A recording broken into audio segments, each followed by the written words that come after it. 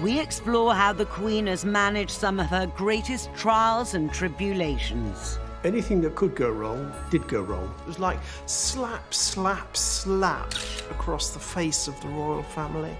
From scandal and disaster... The flames seem to be 200 feet high. She's standing there, this small figure in a raincoat. You could see it in her face. The emotion was palpable. To tragedy and murder. My brother and I were up the castle, and we actually heard the bomb go off. We were to smithereens. And of course, there was nothing left. And find out what it takes to be Queen when your family and the nation are tested to the limit. She's getting out of the car. Nobody knew what the reaction was going to be. It was a very dangerous time for the royal family. Being Queen, being monarch. Grenfell Tower, June 2017. The worst residential fire in the UK since World War II. 72 people were killed. Dozens more were injured.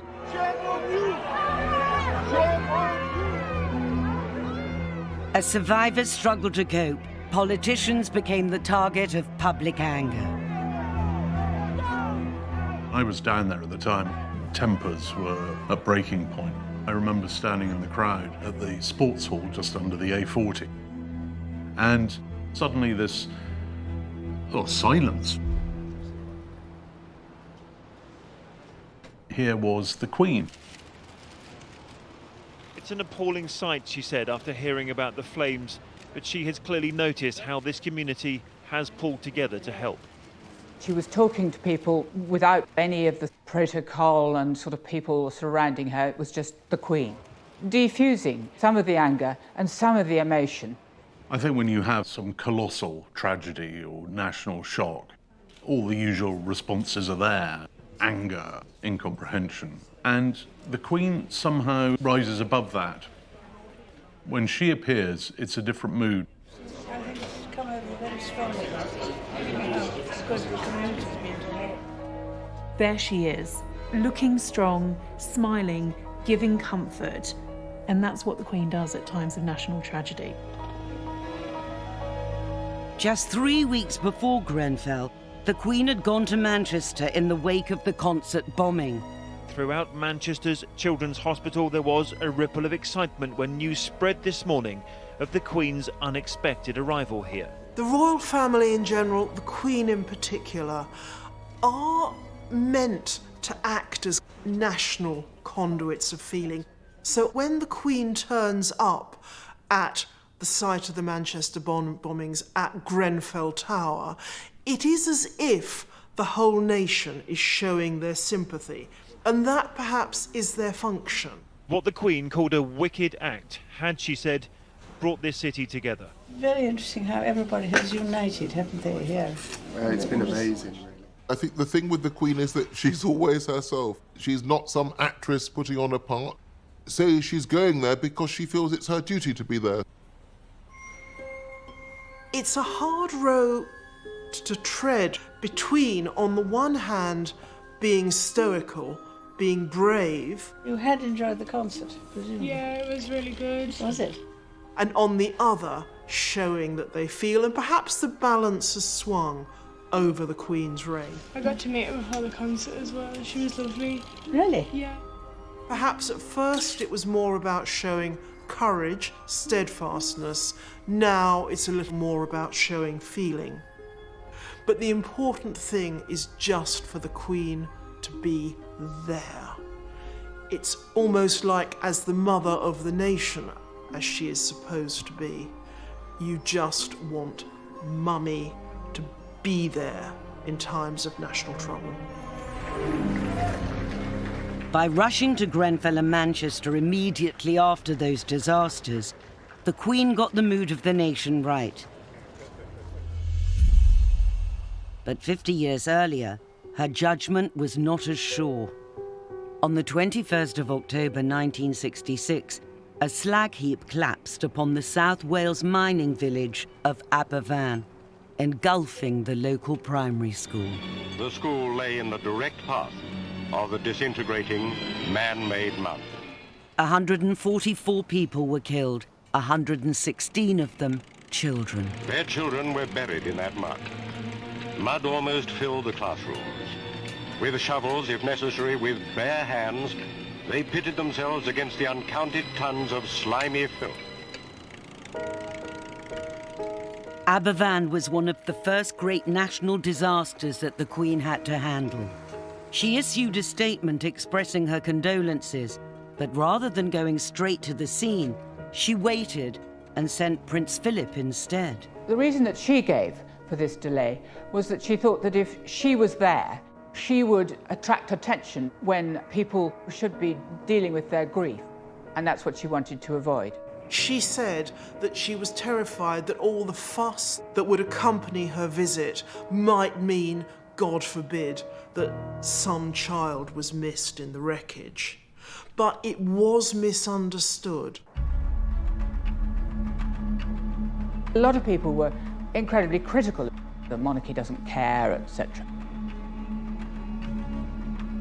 It was a huge national tragedy, and still the Queen did not show up. But now, Daily Mail journalist Robert Hardman believes there was another little-known reason the Queen didn't rush to the scene. What everyone I've spoken to about it says is that the Queen was really worried that she would let the side down. She didn't want to go there and make things worse for these families. She was a young mother. Prince Edward was a baby, and she knew she was going to be as overwhelmed as everybody else was. And the last thing people want is a sobbing Queen crying on their shoulder. The tragedy of Aberfan presented a dilemma for the Queen as leader of the nation. How much of yourself do you show when you are confronted with death, with trauma, with a disaster? Of course, you don't want to be seen as apathetic, but also we don't want to see the Queen collapse, unable to cope, overcome with emotion at times when we are looking to her to keep the nation together. Finally, 8 days after the tragedy and under mounting criticism, the Queen made the journey to Aberfan to pay her respects. When eventually she did go at the end of the week, you could see she was genuinely moved by the tragedy of it. When she actually arrived, she spoke with families. There was one woman who'd lost 7 members of her family, and the Queen just sat with her, quietly, saying nothing for half an hour. That was the Queen showing her humanity. The occasions when you see the Queen display her grief, those occasions are very few and far between. But you really do see that emotion in her face. She saved the situation, and I think the lesson was that it's really important to make an instant appearance and not to wait. The Queen learned from her mistake at Aberfan. Over the past 50 years, she's worked hard to make up for it, returning to the village 4 times to meet bereaved families.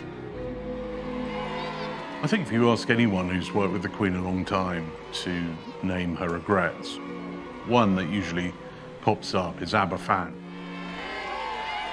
The Queen said that she has to be seen to be believed. It's one of her favourite mottos.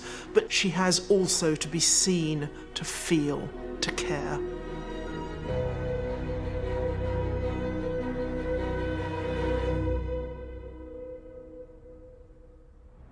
But 13 years after Aberfan, the Queen would again be tested by tragedy, and this time it would strike at the heart of her own family. The bomb was placed in the decking just under here. We saw the police rush back. There was utter mayhem.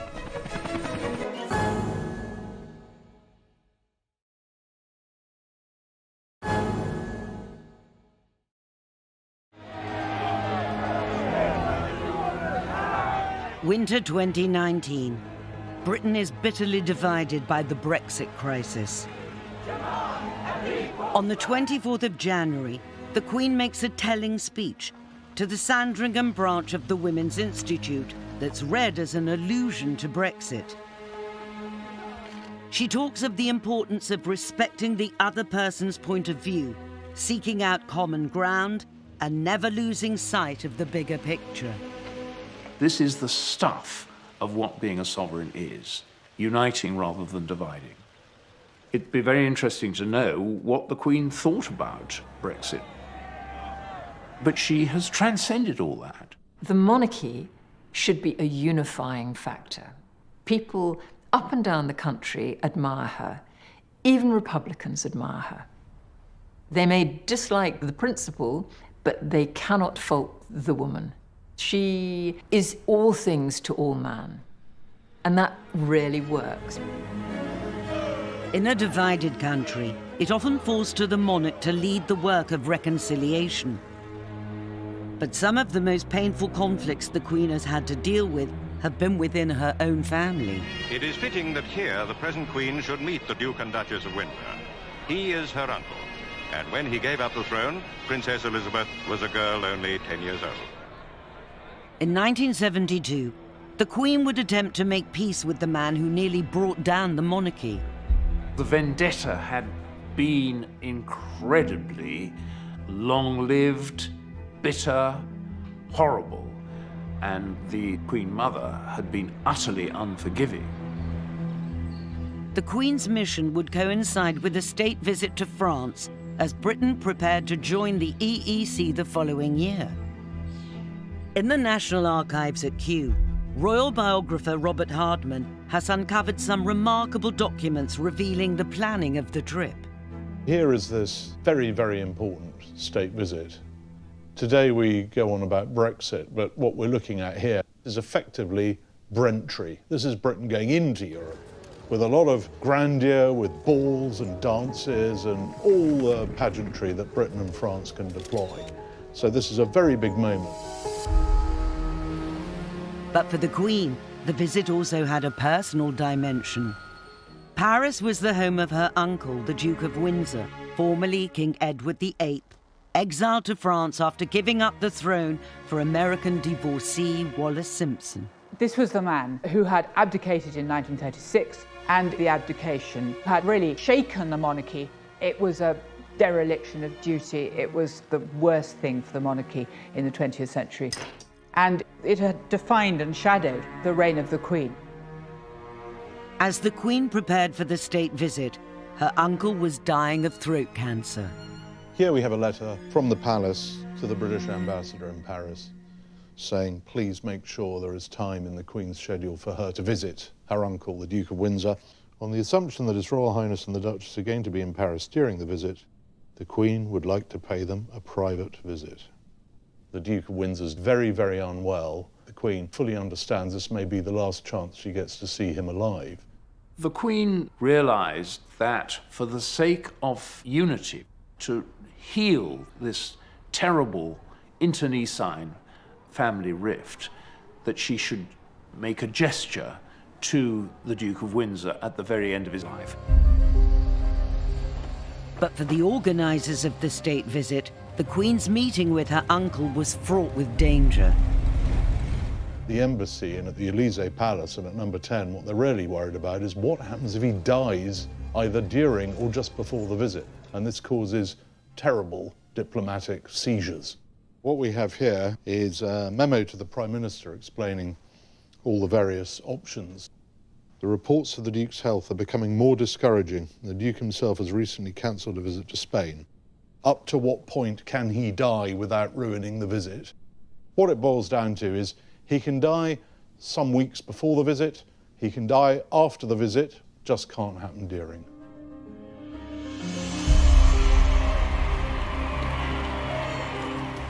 Finally, on the 18th of May 1972, the Queen, together with Prince Philip and Prince Charles, arrived at her uncle's home in the west of Paris and was ushered upstairs to the Duke's private sitting room.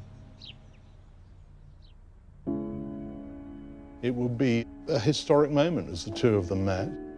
The Duke of Windsor was so ill that his doctor had implored him to stay in bed, but he insisted that he had to get out of bed and stand up and bow to his niece, the Queen. He even put on a blazer over his pyjamas so that he looked smart for the occasion. And it took all his strength to do that. There he was with tubes sticking into his neck, and he got up and he bowed to her. And it was a most moving moment, really, because he had been bitterly hostile to George VI, her father, whom she had adored. It was, by all accounts, a very emotional moment. The Queen was seen to dab her eyes as she left because she knew that was the last she was going to see of her uncle. And it took all his strength to do that. And he then went straight back to bed. And then the Queen had a chat with Wallace Simpson. And just a few days later, he was dead. I think this is a significant and rather moving moment. In a sense, his death releases the Queen from the shadow of the abdication. There was a sense of closure. This is the end of what had been a turbulent period for the monarchy. That was an example of her ability to draw the curtain over the past and to act as a reconciler, a healer. And that's the crucial thing about monarchy, that it should draw people together. And that's what she did.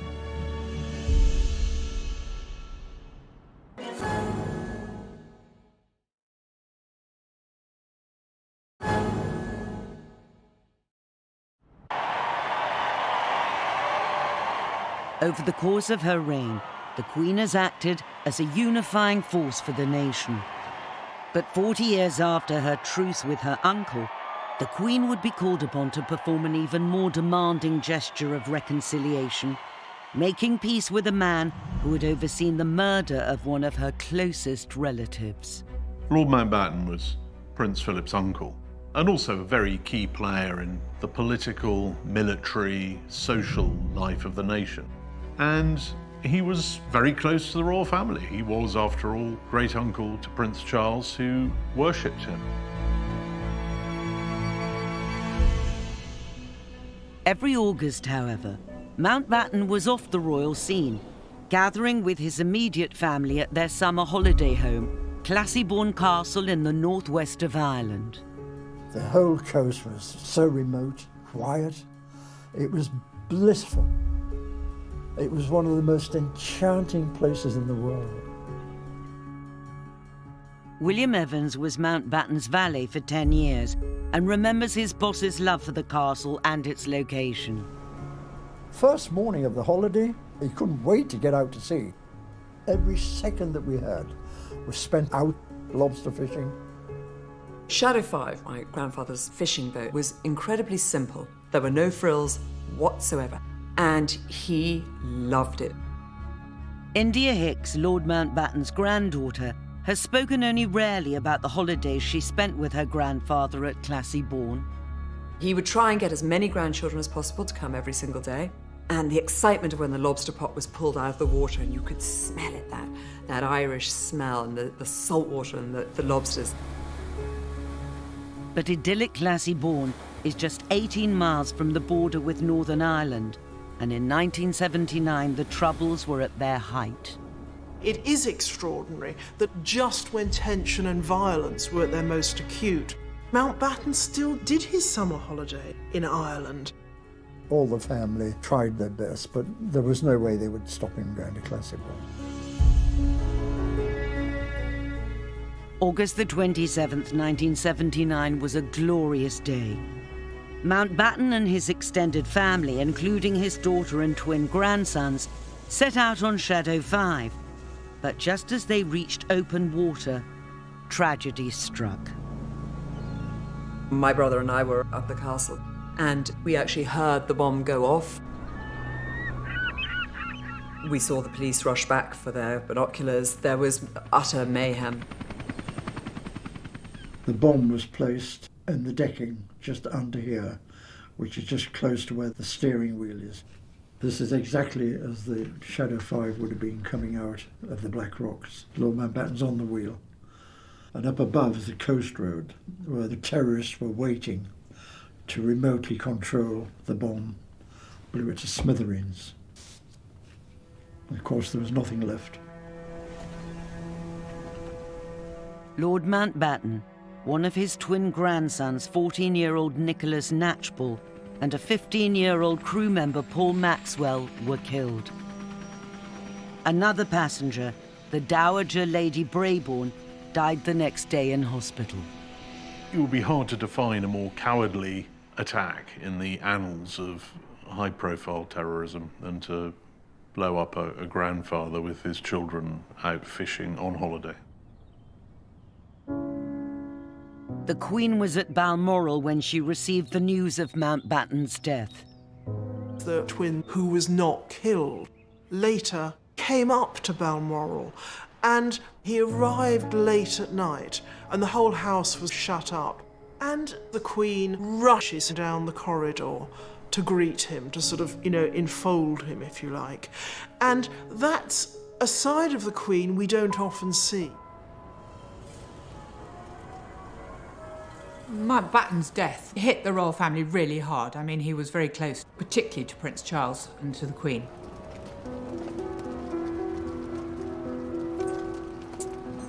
The day of my grandfather's assassination, of course, is embedded in my memory. I was lucky that I was at an age where I was able to get all of the emotion out. And so I am possibly able to look at it more in the eye than other members of my family who have never recovered.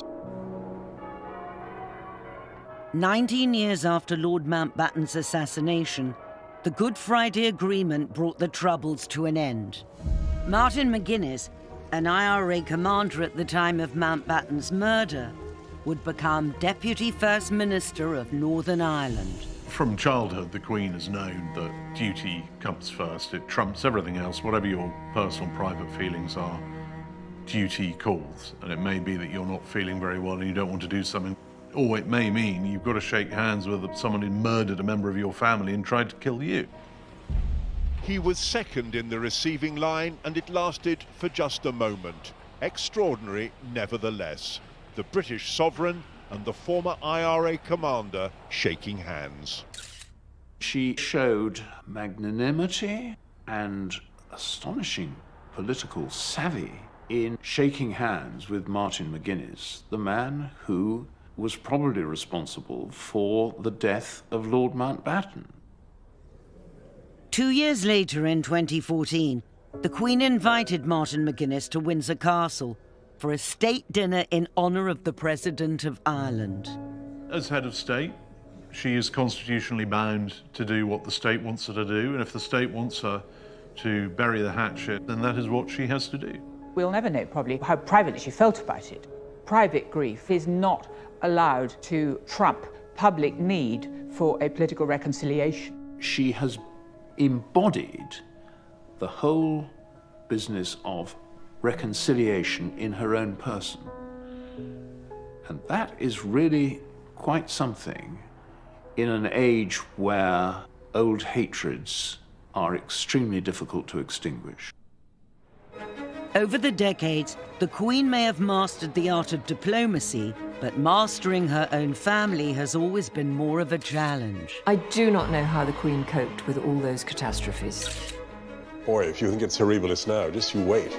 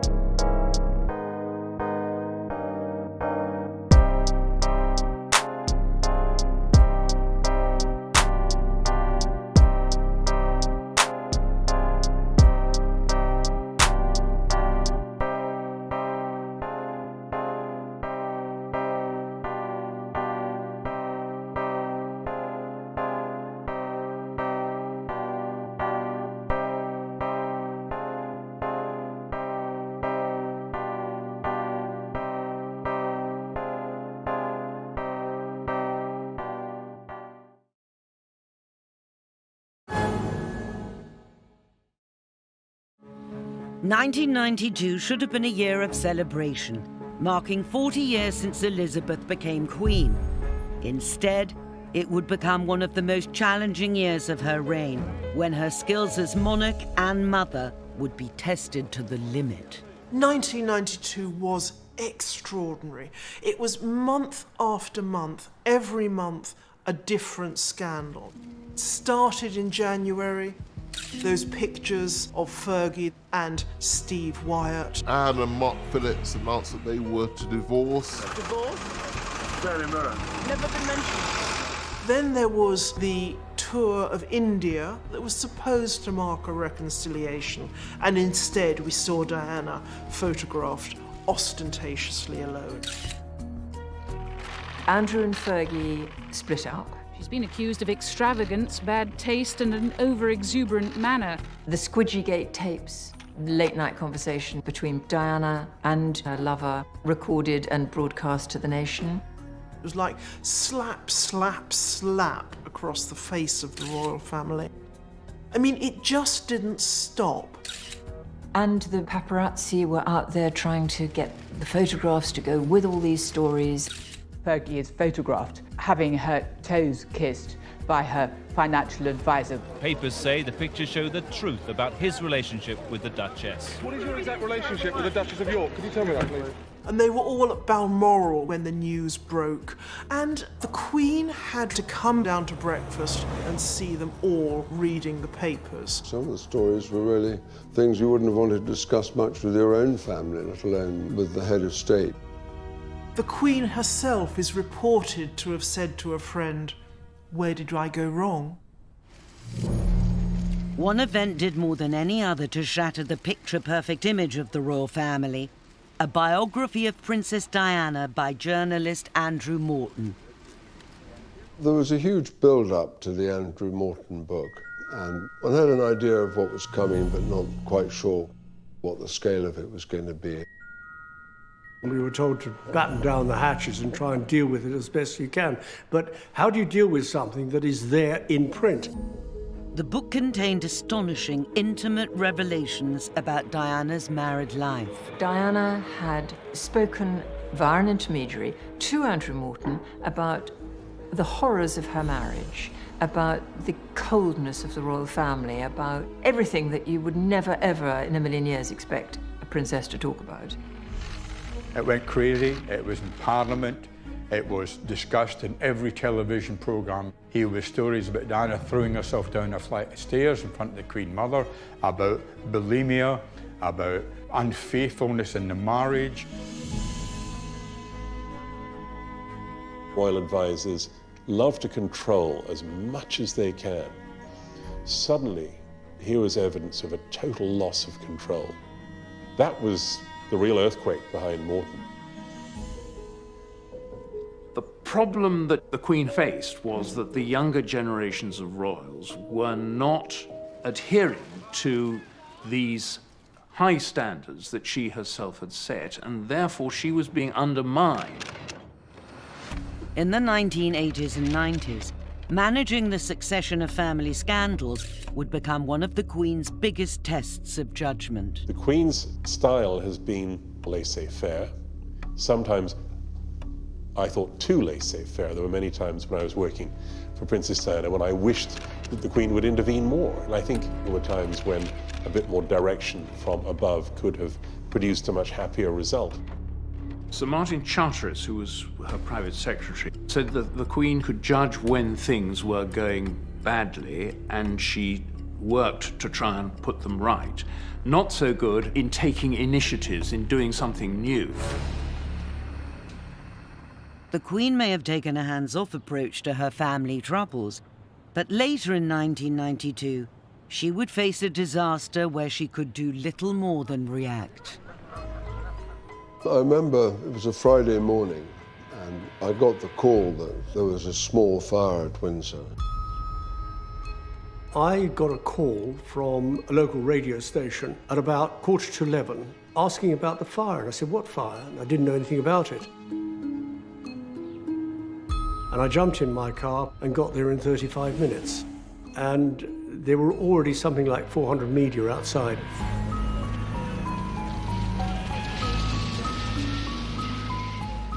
5 miles away you could see smoke, and you could actually see flames from about a mile away. It was horrific.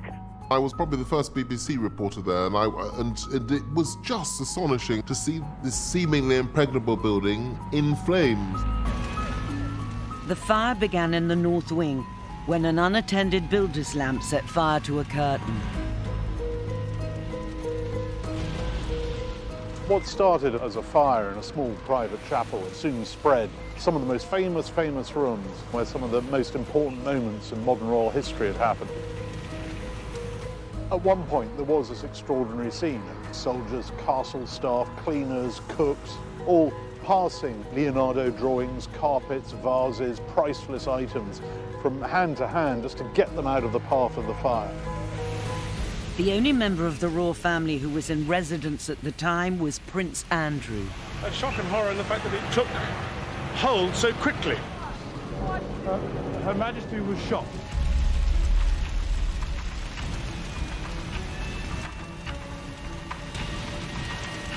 The Queen arrived to see the house which she'd grown up in, the place with so many memories, the place from which her family take their names.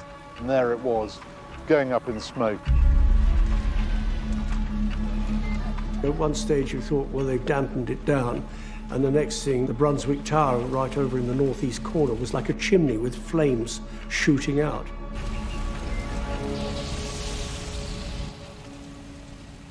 The massive salvage operation helped save most of the priceless furniture, but the fire had destroyed over 100 rooms. The Queen was devastated by it. You could see it in her face. The emotion was something palpable. You don't often see that utterly depressed look on her features. There is a photograph of her while the fire rages, this castle that she has loved. And she's standing there, this small figure in a raincoat with the hood pulled up over her head. What a terrible blow, personally, that must have been for the Queen. She must have felt, I'm a custodian of this place, and I failed in my duties. In the evening, I drove along the M4 on the way back to London, and the flames seemed to be 200 feet high, which you could see from a couple of miles away. And it seemed like the end of the world, the metaphorical end of the monarchy.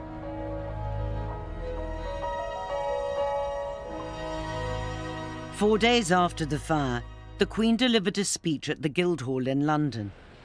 It was being made to mark her Jubilee, but at the end of a year of scandal and disaster, it became a plea for understanding. She had a very bad cold, and she'd also breathed in quite a lot of smoke.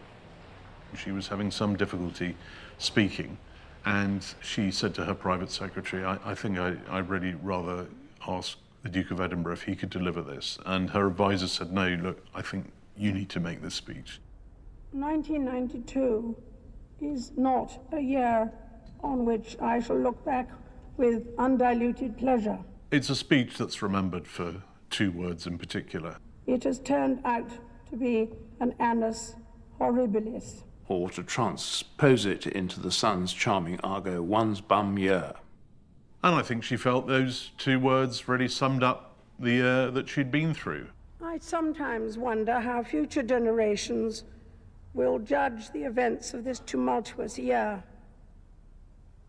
I dare say that history will take a slightly more moderate view than that of some contemporary commentators. I think that was another rare moment where you saw the vulnerability of this woman. She may be monarch, but she is still, underneath it all, a woman who feels and hurts just as we all do. I think everybody realised, yes, of course, various members of the royal family have made mistakes, things have been done that shouldn't have been done. But that speech and that moment summed up, this is a human institution. And it did have that effect of turning things around. But 5 years later, the Queen would face an even greater tragedy that would shake the monarchy to its core. The country was desperate for some sign of grief from this royal family. I think it's disgusting that they have not appeared or said a word. It was a very dangerous time, I think, for the royal family.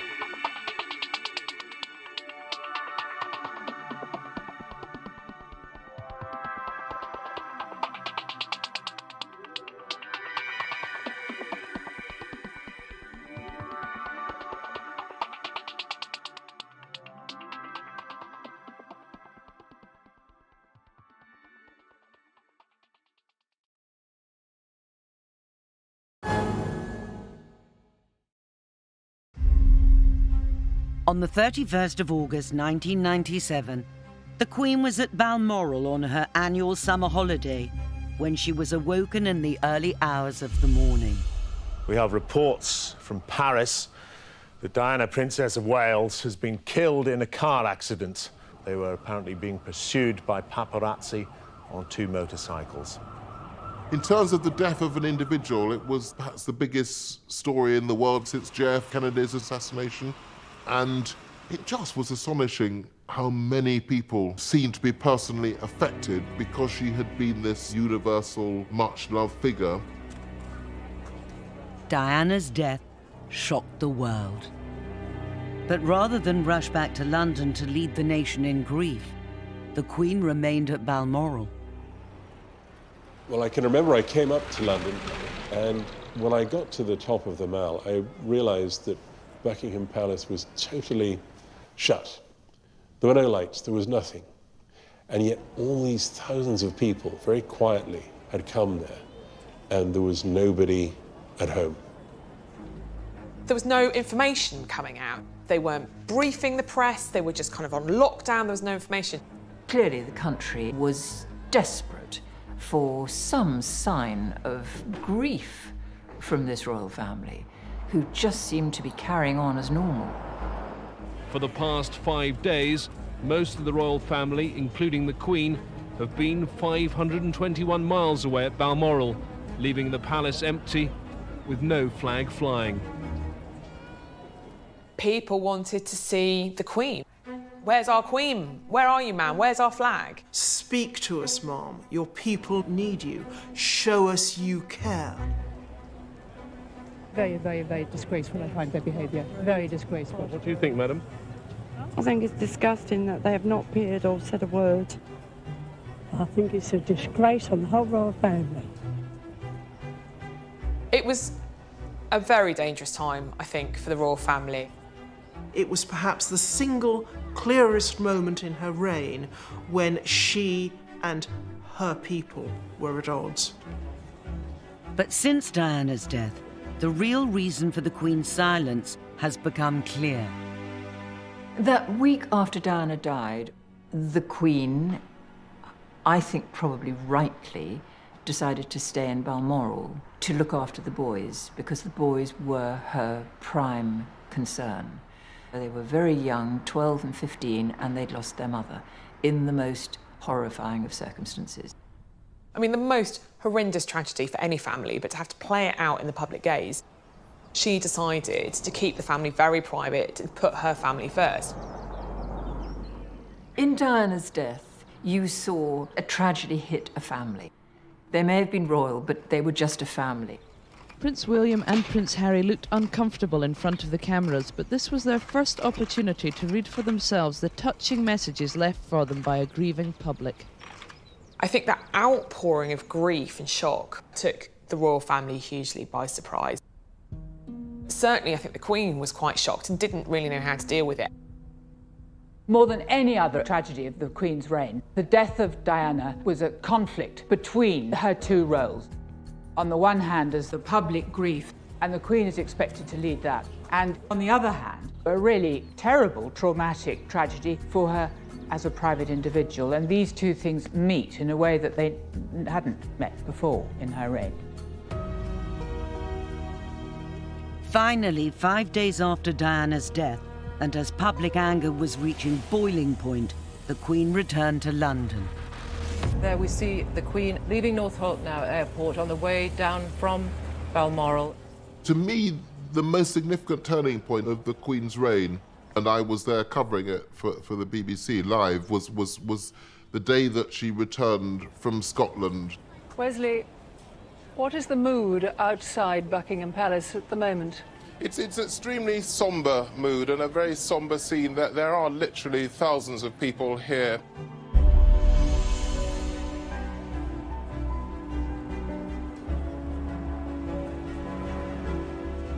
She did two extremely significant things, one of which amazed me, which was that the car came down Constitution Hill with her and the Duke, and the car stops outside the gates of Buckingham Palace.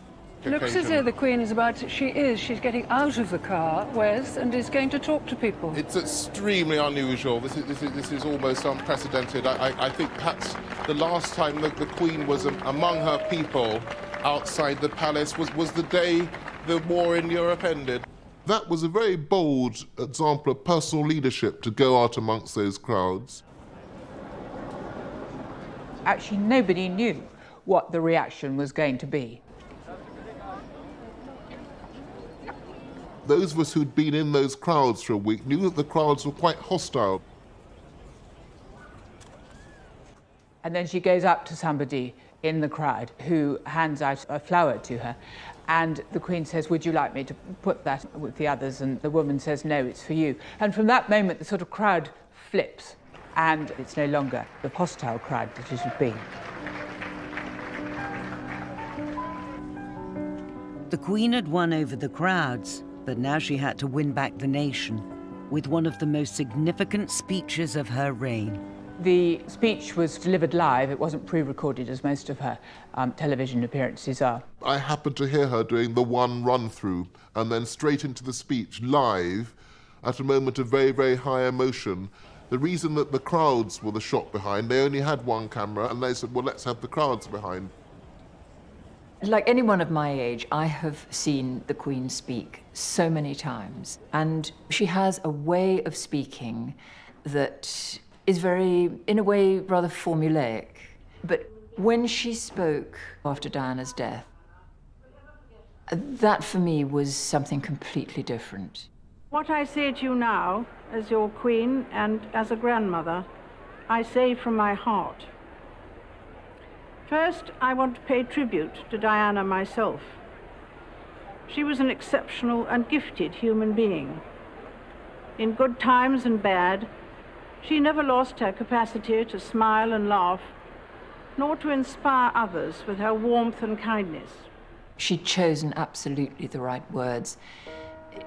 To say that she was speaking not just as the Queen, but as a grandmother, it automatically made you understand why we hadn't seen her that week, because she had been looking after her grandchildren, those two grieving boys. She managed to convey a sense not just of the national tragedy, but also of the private grief that the royal family was going through, and that's why the speech worked.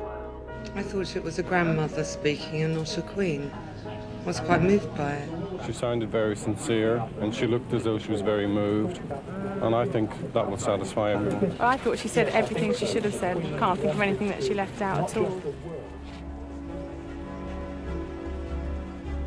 What I thought was very striking being there that day was that she brought the country together. So I think with the Queen there is very, very powerful personal leadership.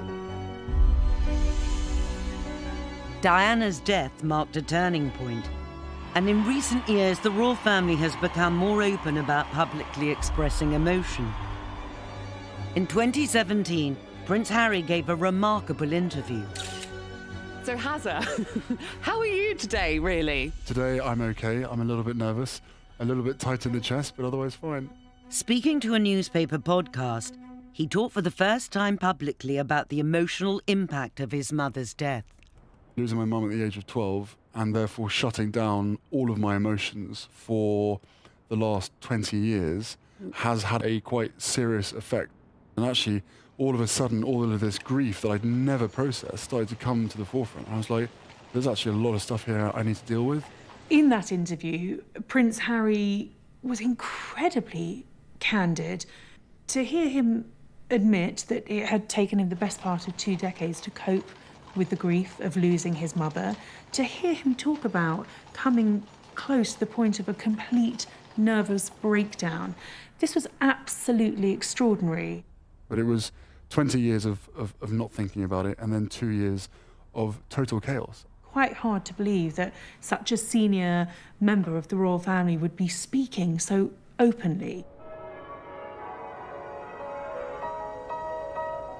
For a century or more, the royals have been stoic about emotion. But what we want from our royals is changing. The youngest generation are very aware of that, and that really shows how far the royal family's come. In the future, it will be William and Harry that the nation looks to in times of grief and tragedy. The nation has always had a place in its heart for both of those boys. Having gone through such a personal tragedy, I think that resonated with people. Anyone who's suffering tragedy themselves can feel that Princes William and Harry understand because they have been there themselves, and they felt the pain just as anybody else would do. I think William and Harry both inherit different qualities from different family members. So William has got a bit of his grandmother's and his father's stoicism. Harry's hilarious. Welcome to Canada! Grab a pic, can I grab a picture? See all the competitors come by. He's his mother's son. He's very warm and he wears his heart on his sleeve. The Queen and members of the royal family are part of an institution that was going long before they arrived in the world and will still be there long after they've left the world. And I think that gives them a very unique perspective on the things that go wrong in life.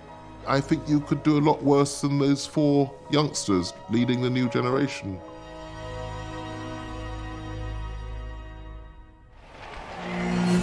Next time, we examine just what it takes to hold the very top job. She's got a great personality, very much a character. The Queen's discretion is her secret weapon. She very, very, very seldom puts a foot wrong. The Queen puts up with many different people, but Ceausescu was too much for her. She made it quite plain. She's always going to be the most important person in a room, but she doesn't have a sense of importance. One of her favourite jokes is if a phone goes off, she says, "Oh, that must be somebody very important."